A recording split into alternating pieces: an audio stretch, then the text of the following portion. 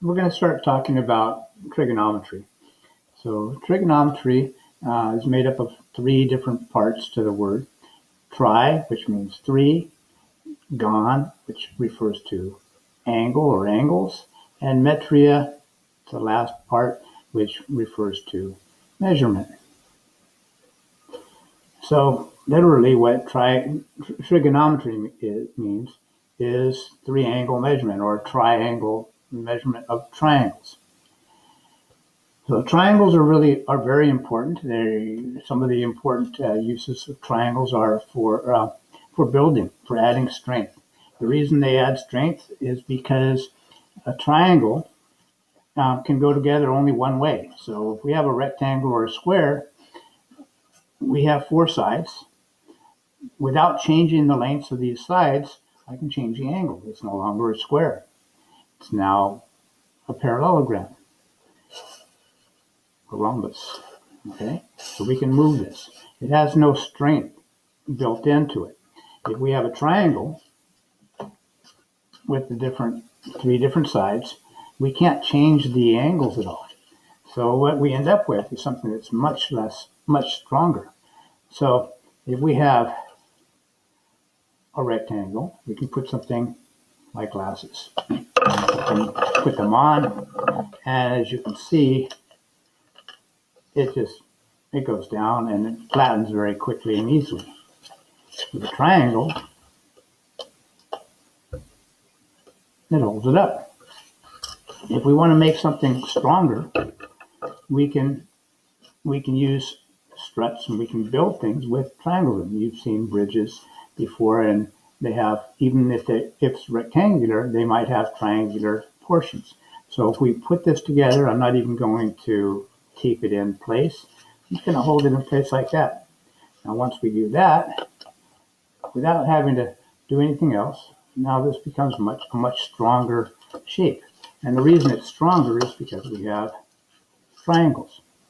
So when we measure these triangles, one way of measuring them is through the use of trigonometry, or more specifically, right triangle trigonometry. So we're going to be using right triangles, and you will need to know a few things in order to be successful.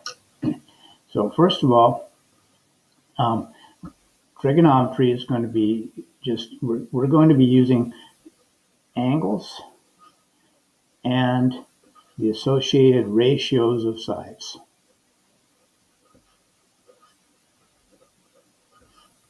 In the triangles.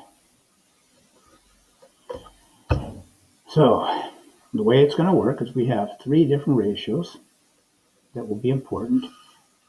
The sine, which is normally written or abbreviated shortly as SIN. It's still pronounced sine. We have the cosine, and it'll be abbreviated COS. And then we have the tangent, which is abbreviated TAN. But when you see tangent, you'll say tangent. This will be cosine, and this will be sine. Not sin, but sine. So the ratio for each one of these, is you need to understand if you have a triangle, and we'll label these vertices A, B, and C. So we'll make this a right triangle. So this side right here, if we go directly across find the 90-degree angle, the right angle, you go directly across that triangle through the middle. That is the hypotenuse. So this side is always going to be the hypotenuse. The other two sides, what we call them, will depend on whether we're starting from this angle or this angle. So you do it the same way, it's just that you're starting from a different location. So we're starting from this angle right here, side A. This one will be the opposite side of A. And we're going to abbreviate that OP, op. Well, that's our first sine ratio. So we look at sine A, it's the opposite side of A divided by the hypotenuse. And we're going to call this, we're going to abbreviate that with HYP. You can do it just O or H.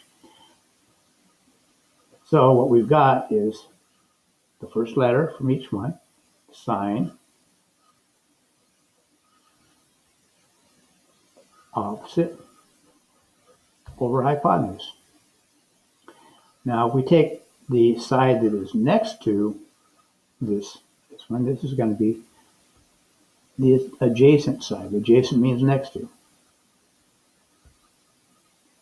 So that's our adjacent side to A. So our cosine of A is going to be adjacent side, our adjacent side to A divided by the hypotenuse. So that's going to be, let's start with C, then A, then H. And then that'll be that ratio.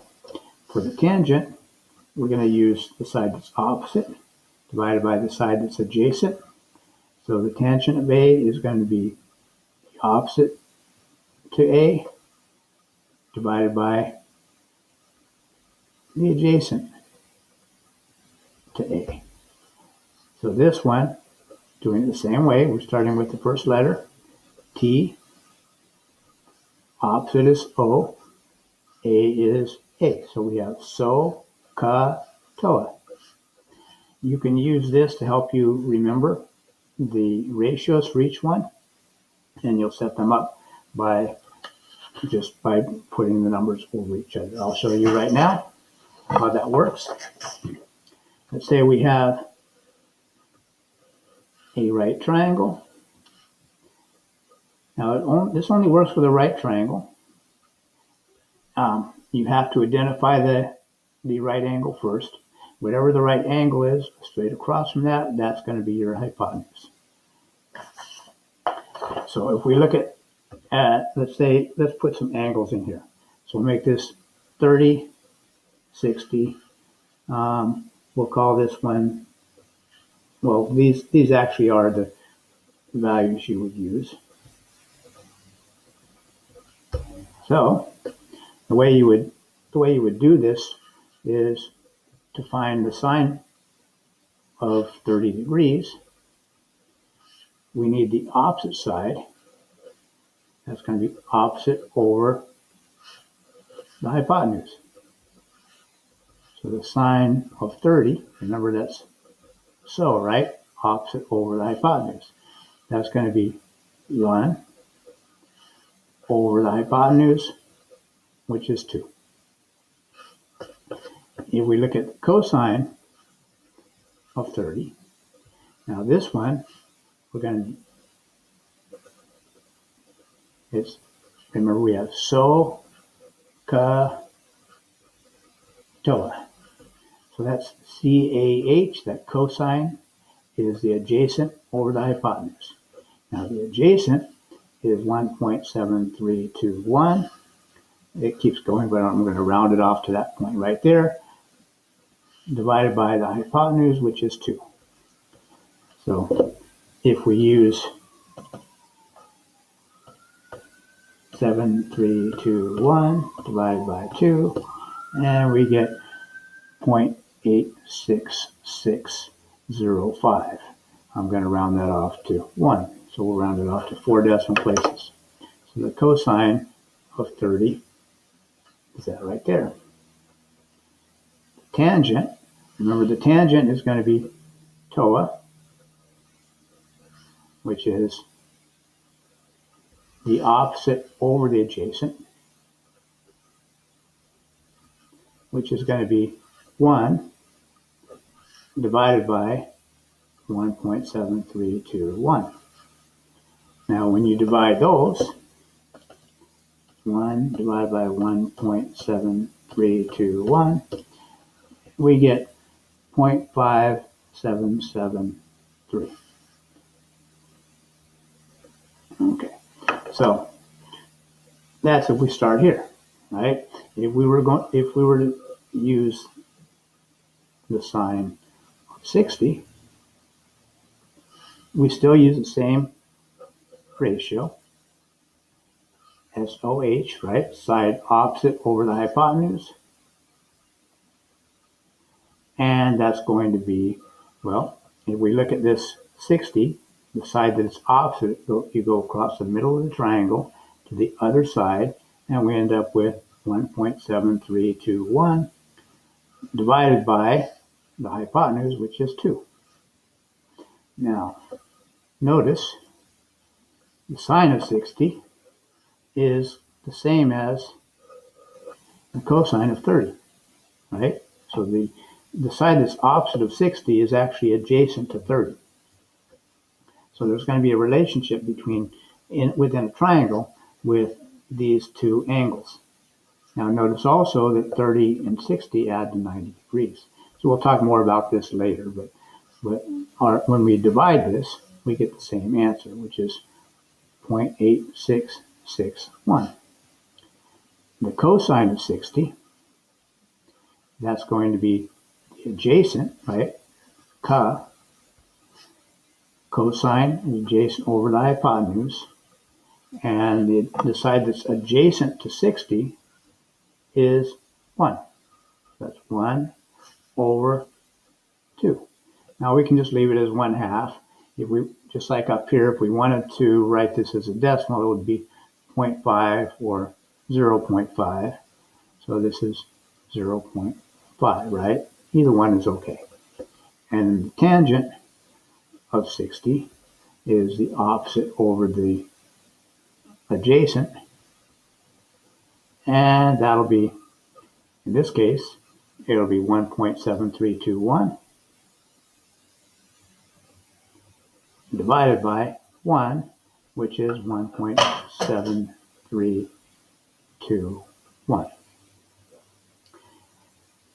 And that's how you find it.